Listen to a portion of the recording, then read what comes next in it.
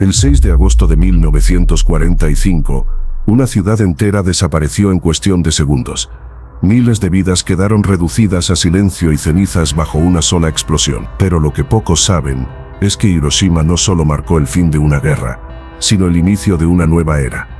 La era en la que la humanidad descubrió que podía destruirse a sí misma con un solo gesto. Lo que ocurrió aquel día no fue únicamente una tragedia japonesa, sino un mensaje brutal al planeta entero. Una advertencia que aún hoy sigue latiendo en cada rincón del mundo, porque lo que empezó en Hiroshima jamás terminó allí. El 15 de agosto de 1945, el emperador Hirohito anunció la rendición de Japón, poniendo fin a la Segunda Guerra Mundial.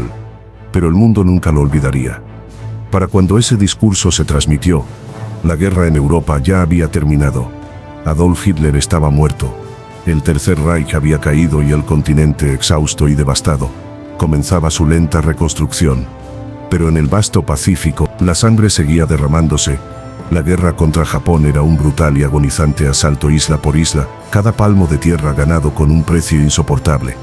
Las batallas de Iwo Jima y Okinawa habían demostrado una resistencia fanática y una negativa a rendirse que dejaba claro el coste de una invasión continental. 1 millón de bajas aliadas, la prolongación del conflicto por años, la total aniquilación de una nación.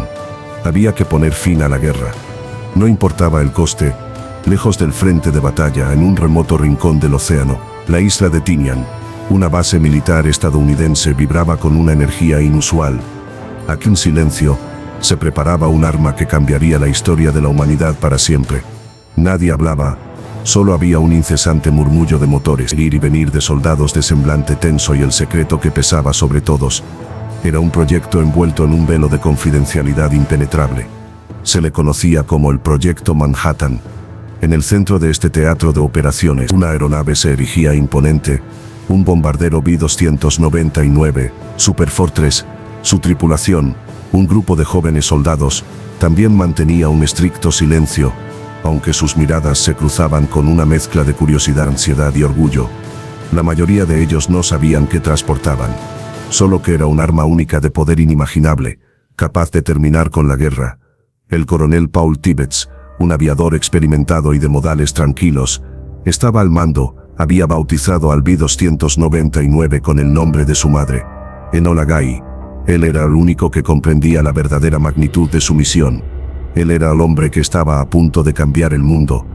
Dentro del compartimento de carga, un objeto oblongo y gris de casi 3 metros de largo reposaba en un ambiente de total indiferencia.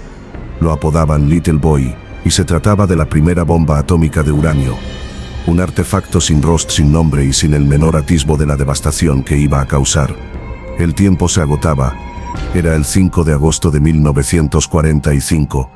La madrugada era húmeda y sofocante, pero el aire en Tinian estaba cargado de tensión o de calor. Todo se sentía irreal, como una extraña pesadilla que aún no había comenzado. La luna se ocultaba entre nubes y el Enola Gay despegó con dificultad de la pista de Tinian. El pesado B-299 se elevó con un rugido de motores, transportando no solo a 11 hombres, sino también el destino de una nación. Su destino, la ciudad de Hiroshima, Japón. A lo largo del camino, la tripulación intercambiaba algunas palabras, pero el silencio era la voz más dominante. El copiloto, el capitán Robert Lewis, escribía en su diario, y Paul Tibbets solo pensaba en la misión, en la ciudad de su madre, en la bomba. La mañana del 6 de agosto de 1945, a 500 kilómetros de la costa de Japón, Hiroshima era un hervidero de vida. Era una ciudad, sí, con 245.000 habitantes, con iglesias, escuelas, un río, un puente, con gente que se levantaba para ir a trabajar, niños que jugaban, familias que se sentaban a desayunar. Era una ciudad como cualquier otra, pero lo que sus habitantes no sabían era que esa tranquilidad estaba a punto de convertirse en la paz de la muerte. A las 8:15 de la mañana, el Enola Gay se encontraba sobre la ciudad. Un miembro de la tripulación gritó, «¡Bomba libre!». Los 11 hombres del B-299 giraron en redondo, dirigiéndose de nuevo a Tinian. A bordo de la aeronave, el silencio se rompió cuando un oficial de la tripulación observó la caída de la bomba y exclamó, «¡Dios mío!». En el Suez la gente de Hiroshima miraba hacia el cielo. Algunos veían con indiferencia el avión, muchos no lo vieron. Unos pocos segundos después, una luz cegadora, más intensa que el sol mismo, iluminó la ciudad. Era como si el sol hubiera estallado. El calor era un monstruo. En un instante el aire se calentó hasta los 3000 grados Celsius. Era una fuerza indescriptible que calcinaba todo a su paso. La ropa se vaporizó, la piel se desprendía de los huesos como si fuera de papel, y los ojos se evaporaban en la cavidad. La onda expansiva viajó a la velocidad del sonido, destruyendo todo a su paso. Los edificios se derrumbaron, las ventanas estallaron, los puentes se desmoronaron, y el mundo entero se hizo añicos. En cuestión de segundos, la ciudad había dejado de existir, y luego vino el silencio. Un silencio aterrador, un silencio que solo el horror puede crear. Un silencio que presagia la muerte y el caos. La ciudad que antes bullía de vida ahora se encontraba en el más absoluto silencio. Al igual que en Tinia, los primeros en romper el silencio fueron los de la tripulación del Enola Gay. El navegante, Theodor Van Kirk, diría en una entrevista que lo que vieron desde arriba era indescriptible, incomprensible. Una nube de humo y fuego, un hongo gigante de 10 kilómetros de altura, un sol sobre un mar de ruinas, y en el suelo, en el mismo infierno, el horror se desplegó ante los ojos de los sobrevivientes. Hacia el sur de la ciudad, un hombre de 32 años, pero con su cámara y su rollo de película, sobrevivió. Se llamaba Yoshito Matsushige, y era un fotógrafo de prensa. Había salido a la calle temprano para una asignación, y ahora en lugar de un encargo banal, se encontraba con el horror de la muerte. Sus ropas estaban hechas jirones, el calor había quemado su piel, la onda expansiva le había desorientado y su mundo se había derrumbado. Pero su cámara estaba intacta. La cámara era su trabajo, su vida, su destino, y ahora su única esperanza. En su mente, solo tenía una idea: debía fotografiar lo que veía, por horrible que fuera. Tenía que documentar lo que había ocurrido. Tenía que inmortalizar el horror. Yoshito Matsushige se encontró a sí mismo en una encrucijada. Era un ser humano herido, con miedo, que quería correr y esconderse. Y era un fotógrafo con una obligación, una voz y un deber. Él sabía que su misión era la de dar voz a las almas que habían muerto. Con la cámara en la mano, Matsushige se adentró en las calles de Hiroshima, en lo que quedaba de ellas. Las escenas que presenció fueron tan espantosas que solo el silencio de su lente podía capturarlas. Mujeres con la piel de la cara y del cuerpo colgando como si fuera tela. Niños que vagaban con los ojos vacíos, quemados por el calor y la radiación. Cuerpos que flotaban en el río, como si el agua fuera un cementerio. Y el silencio, el espantoso silencio que solo la muerte puede crear. Matsushige hizo solo 5 fotografías. 5 fotografías que capturaban lo que había ocurrido. 5 fotografías que se convertirían en el testimonio más valioso de lo ocurrido. Él dijo una vez que no había podido más. Sus manos temblaban, su mente se apagaba y su cuerpo se rebelaba. Las fotografías de Matsushige no son solo imágenes, son el alma de un mundo que se desintegró, el rostro de una ciudad que pereció, la voz de un pueblo que ya no existe. Lo que le ocurrió a Hiroshima el 6 de agosto de 1945 fue, de alguna forma, un hecho que no podemos comprender. ¿Cómo puede una sola arma, en un solo segundo, causar una devastación tan absoluta? Hoy, más de 70 años después, la sombra de ese día sigue planeando sobre la humanidad. La paz se consiguió, pero la guerra se transformó. La mañana del 6 de agosto de 1945, Hiroshima se levantó sin saber que ese día sería el último de su existencia. Era un lunes, como cualquier otro lunes en el vasto y milenario imperio japonés.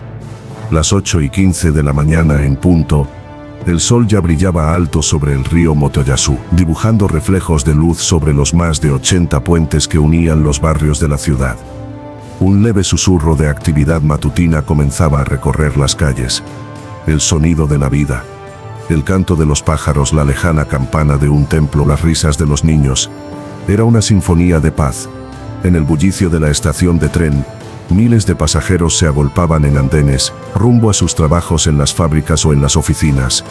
El aire olía a mochi recién hecho, arroz al vapor, a la promesa de un nuevo día. Los comerciantes abrían sus pequeños puestos de comida, con sus toldos de colores ondeando suavemente al ritmo de la brisa matutina. En los barrios más antiguos las mujeres se inclinaban sobre sus fregaderos, lavando los utensilios de cocina y preparando el desayuno para sus familias. Los niños, con sus uniformes escolares recién planchados, se encaminaban a la escuela, sus pequeños pies golpeando rítmicamente el asfalto. La mayoría de los ciudadanos de Hiroshima se sentían tranquilos. Las sirenas antiaéreas, que solían sonar a menudo, esa mañana solo lo hicieron una vez, y pronto el aviso de peligro se disipó. A diferencia de otras ciudades, Hiroshima no había sufrido bombardeos directos, lo que la había convertido en un refugio para aquellos que huían de la devastación en otros lugares. Era la ciudad de la tranquilidad, un oasis en medio de la tormenta de la guerra. Pero esa falsa calma era el preludio de algo terrible. Lo que no sabían era que esa falta de ataques no era una señal de paz, sino una señal de que habían sido seleccionados, que el destino los había señalado como los primeros testigos del amanecer atómico, que ese sol que los calentaba era en realidad el mismo que estaba a punto de aniquilarlos. En la orilla del río, un joven pescador lanzaba su caña, ajeno al destino.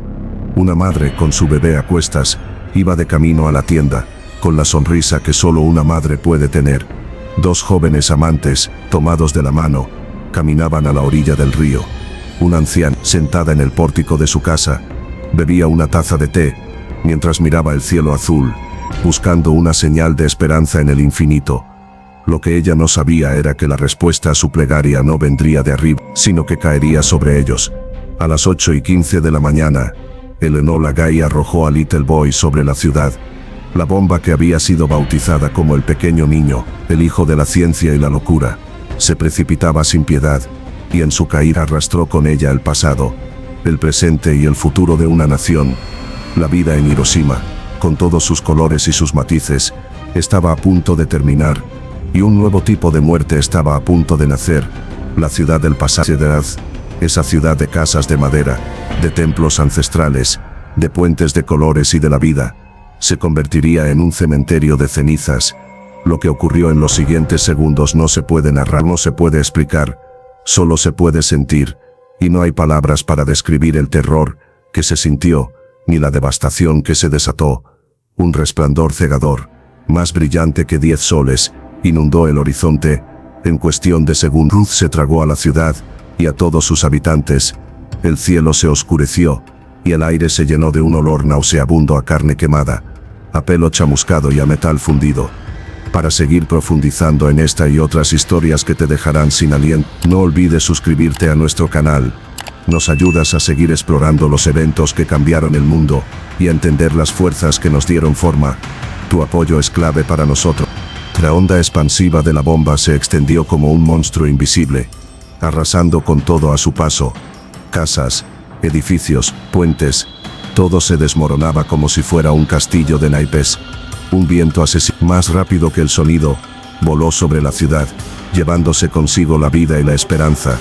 Los que no fueron vaporizados por el calor o arrasados por la onda de choque, se encontraron en un mundo postapocalíptico, rodeados de escombros, fuego y muerte. En un instante Hiroshima, la ciudad de la paz, se había convertido en un infierno en la tierra. En ese caos, un hombre llamado Sonao Tsuboi de 44 años, intentaba levantarse. Estaba quemado desde la cabeza hasta los pies. Su ropa colgaba de su cuerpo en jirones, su piel se desprendía de sus manos. A su alrededor, la muerte reinaba. Los gritos de la gente, los lamentos de los niños. Tsuboi se encontró a sí mismo en una encrucijada. Quería correr, quería esconderse, quería morir, pero una voz en su interior le decía que tenía que vivir. No me rindo, gritaba al viento, mientras intentaba levantarse y escapar de ese infierno en la tierra. Se tropezó una y otra vez. Su cuerpo no le respondía, sus fuerzas se agotaban, pero seguía moviéndose. Se arrastró sobre el suelo, sobre los escombros, sobre los cuerpos de sus vecinos. Su único objetivo era llegar al río, el Motoyasu, el río que había visto crecer a generaciones. Era ahora la única esperanza de vida. Al mismo tiempo, a no muy lejos de una joven llamada Mitsuko Kochi, de 15 años, luchaba por su vida. Se había quemado la cara y el cuerpo, y el calor le había desfigurado la piel. Estaba atrapada bajo los escombros de su casa y el pánico se apoderaba de ella. Un silencio ensordecedor la envolvía, pero de repente, escuchó un sonido, un gemido, el sonido de la vida. Era el grito de un bebé. Su hermano, su pequeño hermano, estaba vivo.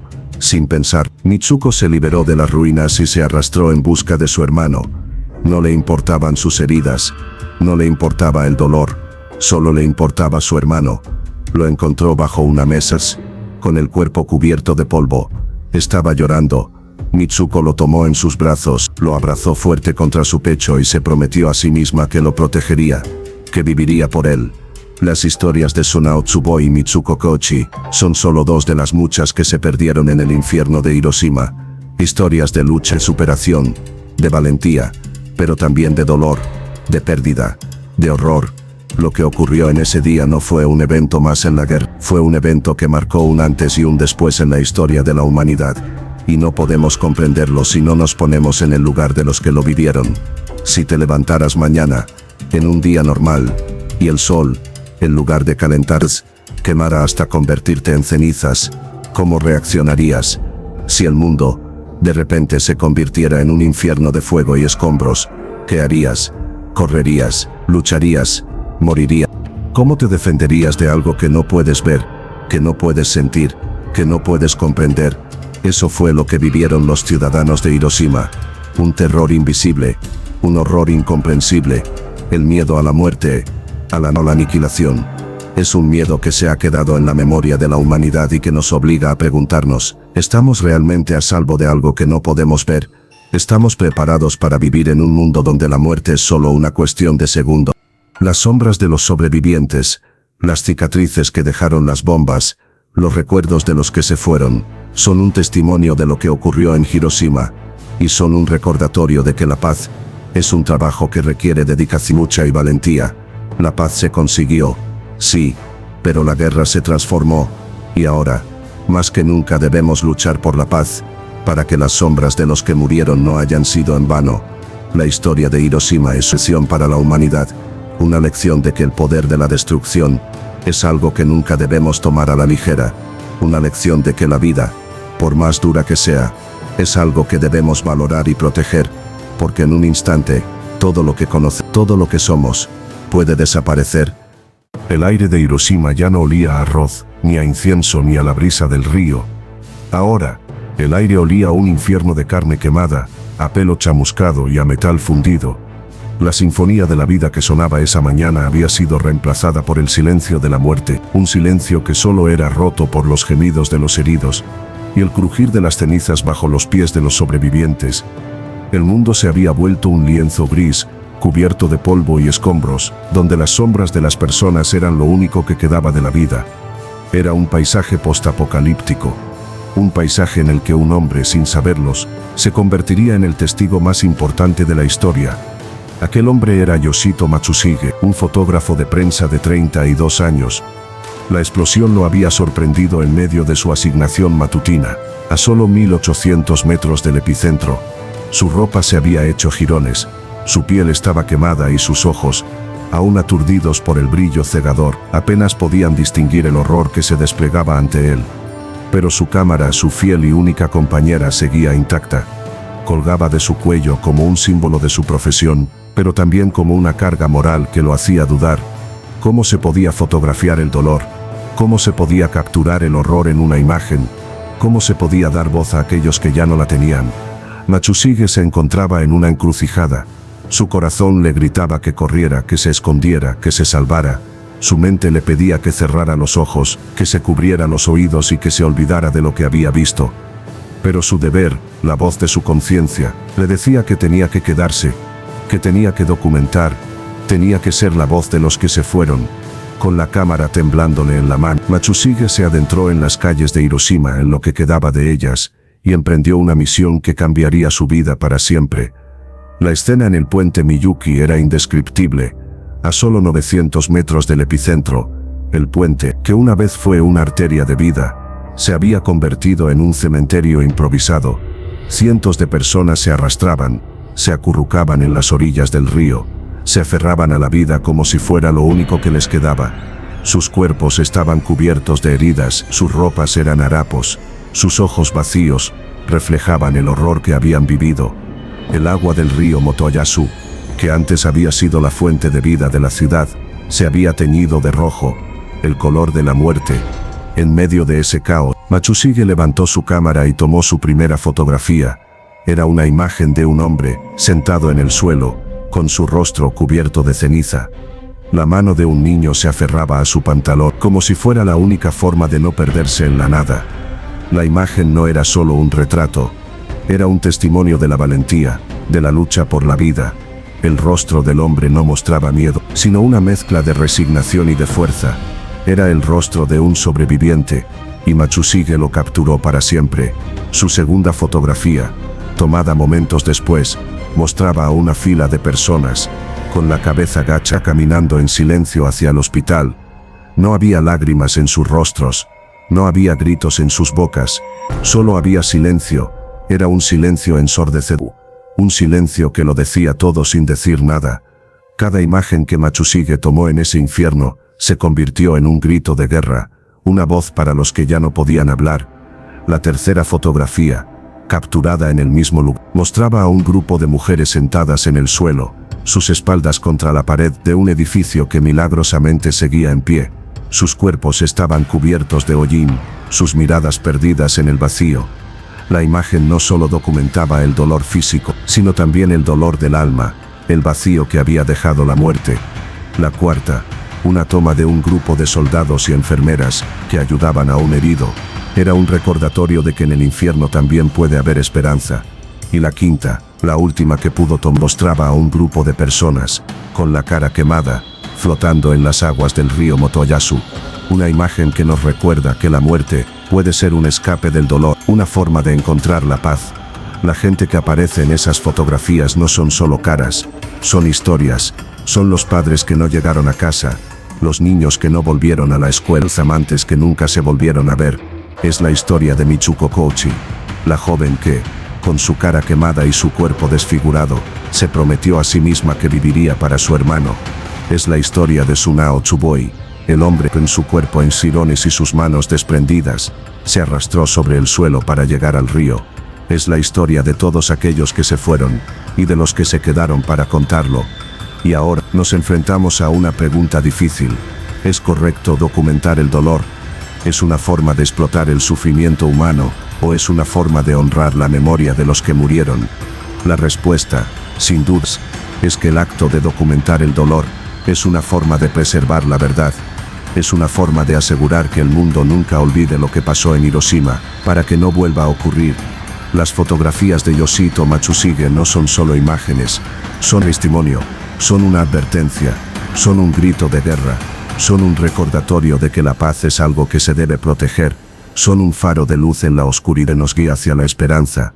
La historia de Hiroshima es una lección para la humanidad, una lección de que la vida, por más dura que sea, es algo que se debe valorar y proteger, una lección de que el poder de la destrucción es algo que nunca debemos tomar a la ligera, una lección de que la verdad, por más dolorosa que sea, es algo que se debe contar, porque en un instante, todo lo que conocemos, todo lo que somos, puede desaparecer, pero la verdad es eterna, y las sombras de los que murieron, las cicatrices que dejaron las bombas, los recuerdos de los que se fueron, son la verdad, y esa verdad, por más dolorosa que sea, es nuestra única esperanza. El horror tiene un epicentro, y en la Hiroshima de ese 6 de agosto, uno de esos puntos de concentración del terror fue el puente Miyuki, unos 900 metros al sur del lugar de la explosión. En un día normal, habría sido una vía bulliciosa, un cruce de caminos para miles de ciudadanos que se apresuraban a sus trabajos o a sus casas. Pero ahora el puente no era un lugar de paso, sino una congregación de la miseria humana, un río de dolor que fluía en silencio. Cientos de personas se arrastraban hacia el puente. Hombres, mujeres, niños, todos convertidos en una masa informe de cuerpos quemados y heridas abiertas. Algunos tenían la piel colgando en tira como si fuera un harapo. Otros, con los ojos vacíos, vagaban sin rumbo.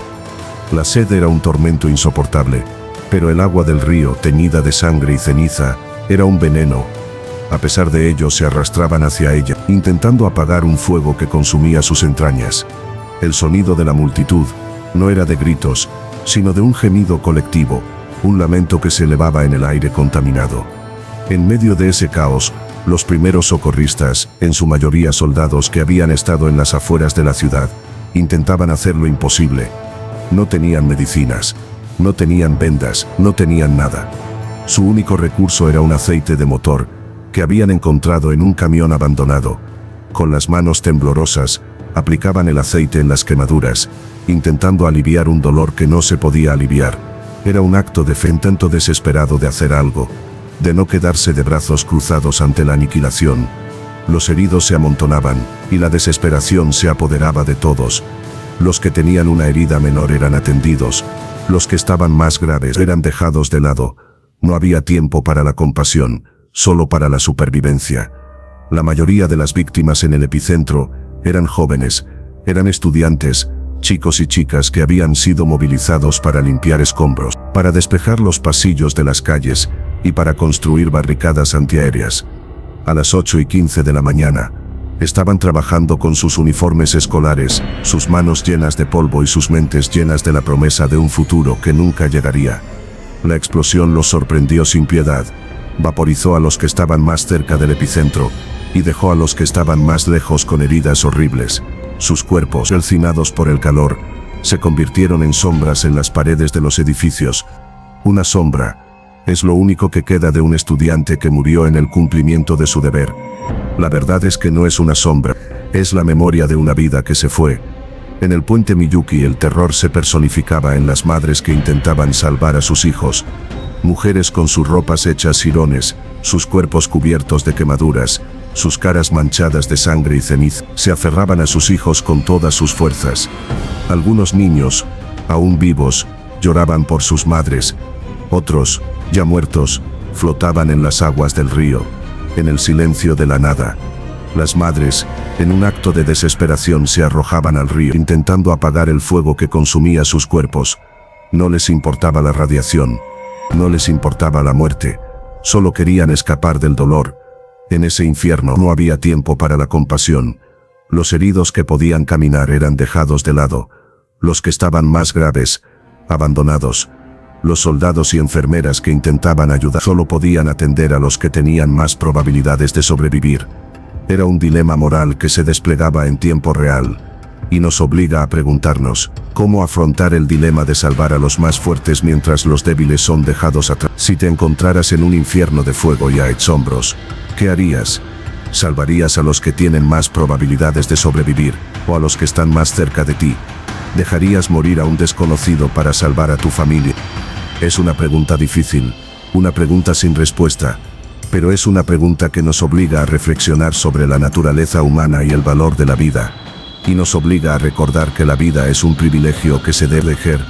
La historia de Hiroshima es una lección para la humanidad, una lección de que el poder de la destrucción es algo que nunca debemos tomar a la ligera, una lección de que la vida, por más dura que sea, es algo que se debe valorar y proteger, una lección de que la verdad, por más dolorosa que sea, es algo que se debe contar, porque en un instante todo lo que conocemos, todo lo que somos, puede desaparecer, pero la verdad es eterna, y las sombras de los que murieron, las cicatrices que dejaron las bombas, los recuerdos de los que se fueron, son la verdad, y esa verdad, por más dolorosa que sea, es nuestra única esperanza. El puente Miyuki ya no era solo un lugar, era el infierno y el purgatorio, un limbo de dolor y un santuario de la supervivencia. Se había convertido en la línea invisible que separaba a los que murieron al instante de los que se quedaron para vivir con la pesadilla. Cientos de cuerpos se amontonaban, heridos, traumatizados y solos.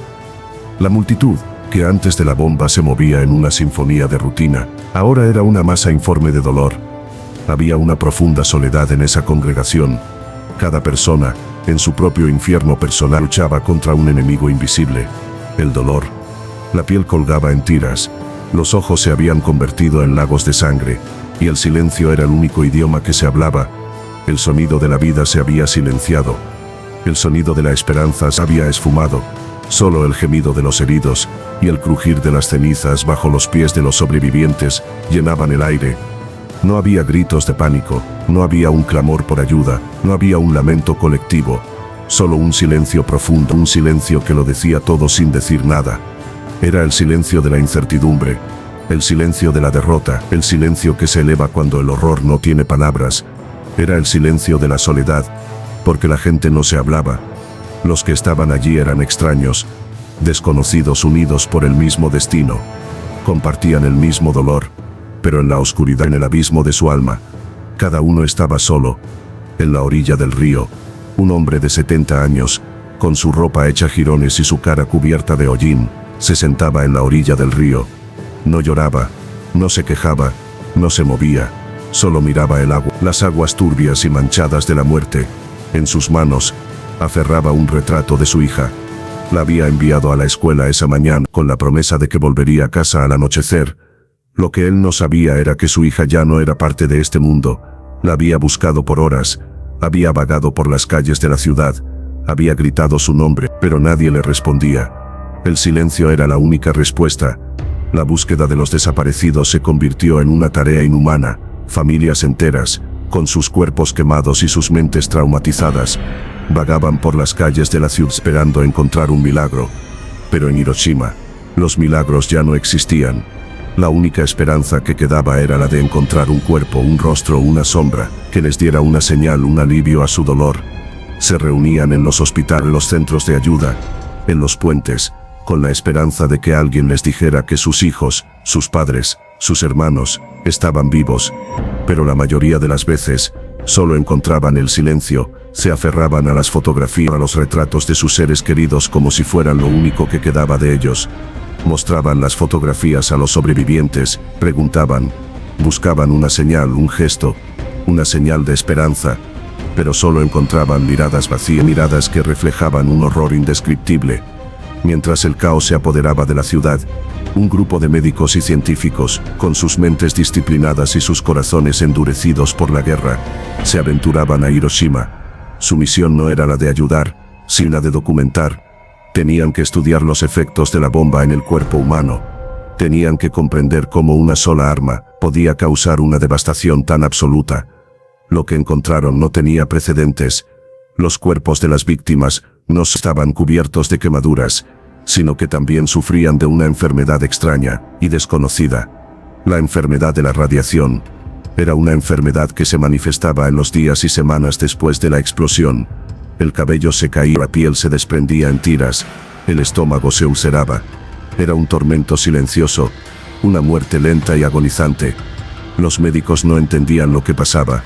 Nunca habían visto nada parecido. Era una nueva forma de muerte, una nueva forma de terror. La gente, que había sobrevivido al estallido, ahora se enfrentaba a un enemigo invisible.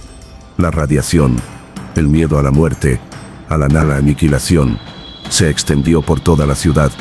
Los sobrevivientes se escondían en los hospitales, en los refugios, en sus casas, esperando que la enfermedad no los alcanzara. Pero no había escapatoria.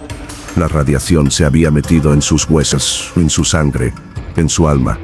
Se habían salvado del fuego, pero ahora estaban atrapados en una trampa de dolor. Y no había escapatoria. La verdad es que la bomba no había matado a todos. Había dejado a algunos para que vivieran con la pesadilla. Y ahora, nos enfrentamos a una pregunta difícil. ¿Qué significa sobrevivir cuando la ciudad entera se convierte en ceniza? ¿Qué significa vivir cuando la esperanza se ha esfumado? Cuando la vida se ha ido? Cuando el dolor se ha vuelto parte de tu ser? ¿Qué significa vivir con la culpa de haber sobrevivido? Es una pregunta sin respuesta. Pero es una pregunta que te obliga a reflexionar sobre la naturaleza humana y el valor de la vida. Y nos obliga a recordar que la vida es un privilegio que se debe proteger. La historia de Hiroshima es una lección para la humanidad. Una lección de que el poder de la destrucción es algo que nunca debemos tomar a la ligera.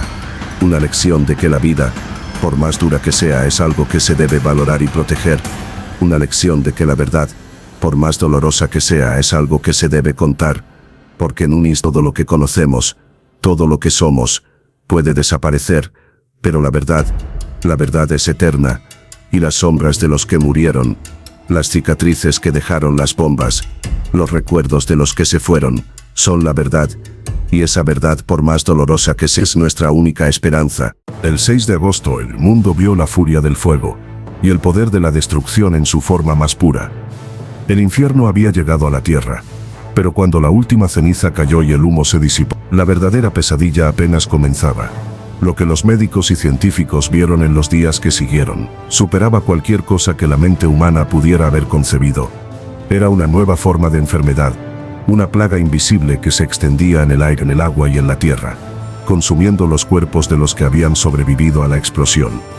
A los pocos días del ataque, una ola de muertes inexplicables comenzó a azotar la ciudad.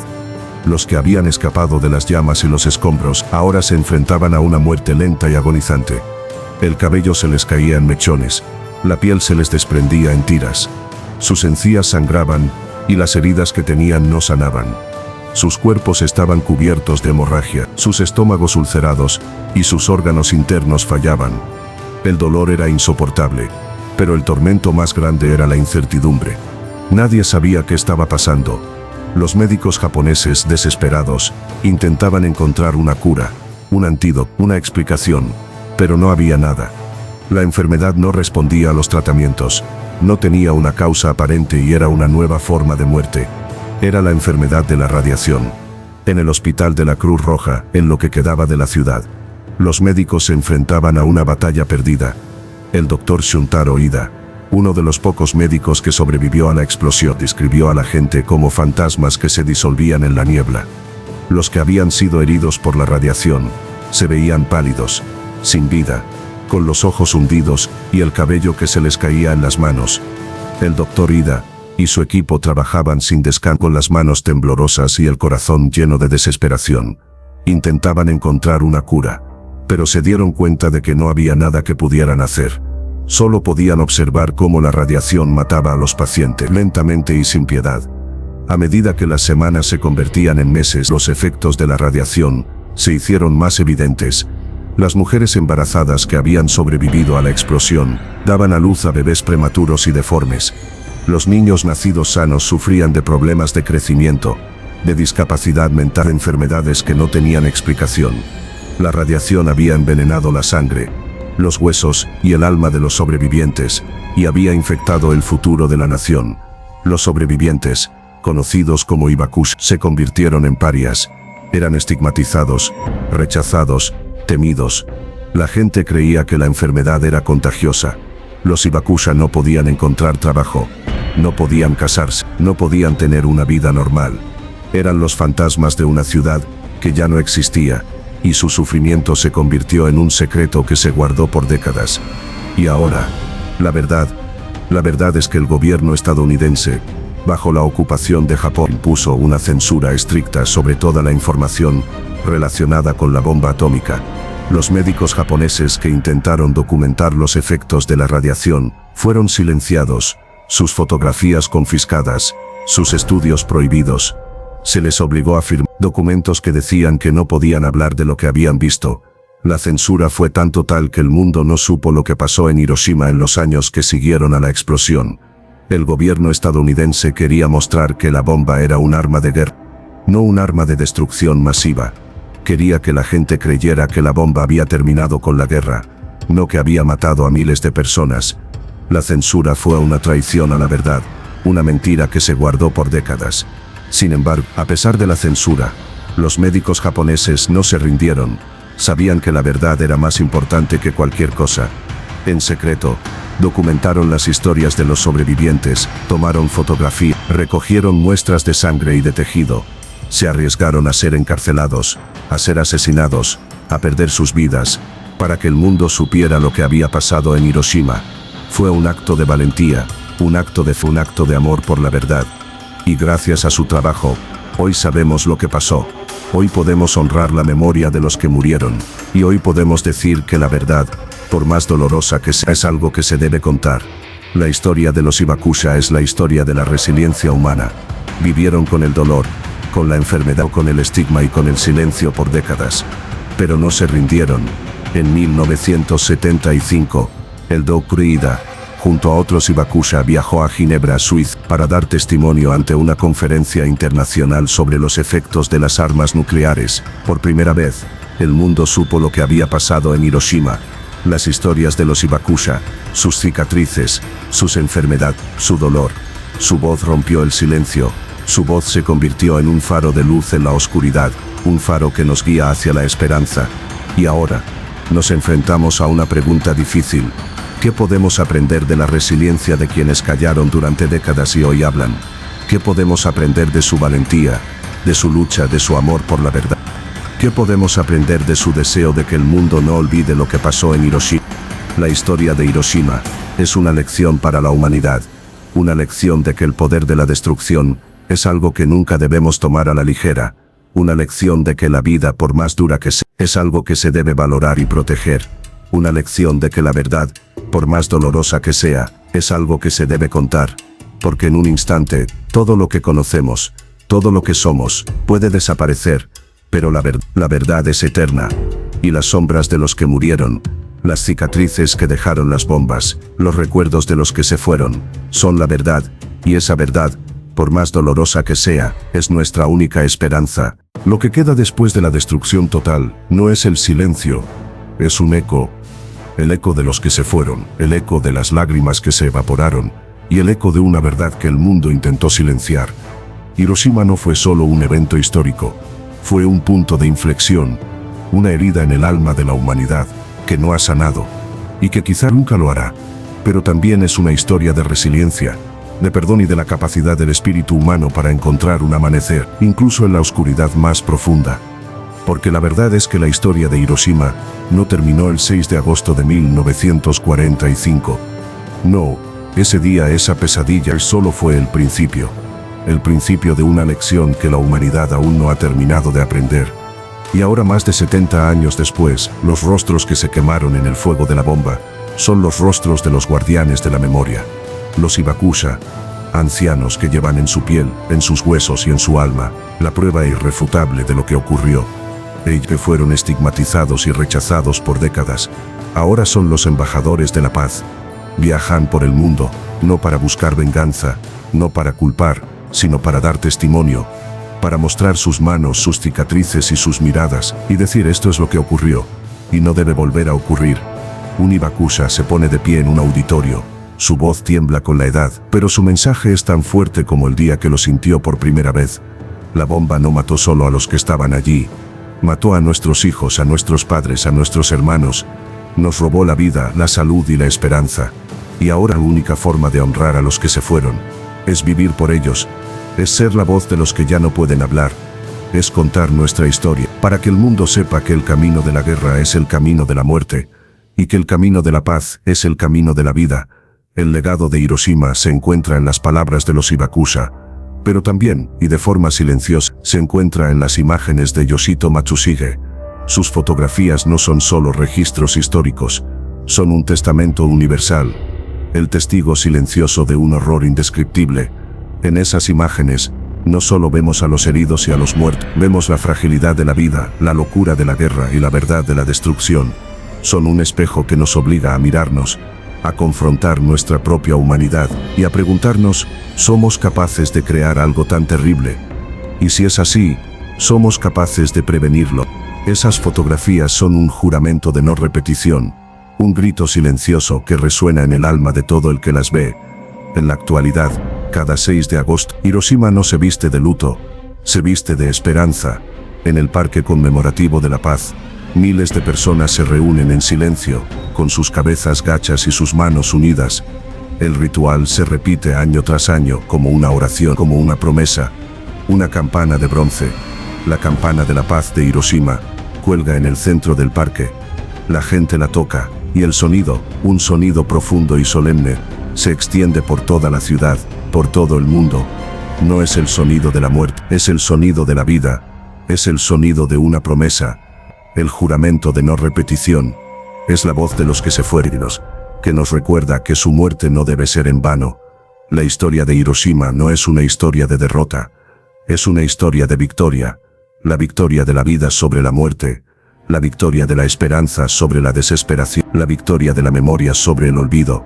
La ciudad que una vez fue ceniza, ahora es un faro de luz en la oscuridad, un faro que nos guía hacia la paz. Las heridas de los Hibakusha no son solo cicatrices, son un mapa que nos muestra el camino que debemos tomar para que la historia no se repita. Es un camino de compasión, de empatía y de amor. Y ahora el último llamado a la acción. La historia de Hiroshima es nuestra historia. La memoria de los que murieron, nuestra memoria. El juramento de no repetición es nuestro juramento. La campana de la paz de Hiroshima es nuestra campana.